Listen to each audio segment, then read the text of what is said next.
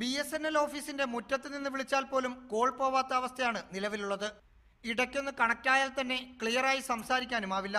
മറ്റു നെറ്റ്വർക്കുകളെക്കാൾ ആനുകൂല്യം നൽകുന്ന BSNL മികച്ച സേവനം ഉറപ്പാക്കാത്തതാണ് നിലവിലെ പ്രശ്നത്തിന് കാരണം. ടവറുകളിലെ ബാറ്ററികൾക്ക് പുറമെ മൊബൈൽ, ബ്രോഡ്ബാൻഡ്, മോഡം, ടെലിഫോൺ ഉപകരണങ്ങൾ, കേബിൾ തുടങ്ങിയ സാധന സാമഗ്രികൾ ആവശ്യത്തിന് BSNLന്റെ കയ്യിലില്ല. കറണ്ട് പോയി കഴിഞ്ഞാൽ ഈ BTS അല്ലെങ്കിൽ നമ്മുടെ മൊബൈൽ സർവീസ് കിട്ടാതിരിക്കുന്ന ഒരു പ്രതിഭാസമുണ്ട്. അതിൻ്റെ കാരണം ഈ ലോ ബാക്കപ്പ് ബാറ്ററിയാണ്.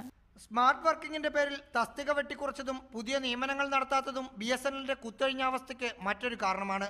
2011 മുതലുള്ള 3 വർഷത്തിനിടെ 1,93,000 ഉപഭോക്താക്കൾ BSNLെ കൈവിട്ടുവെന്നത് പ്രതിസന്ധിയുടെ ആഴം വ്യക്തമാക്കുന്നു.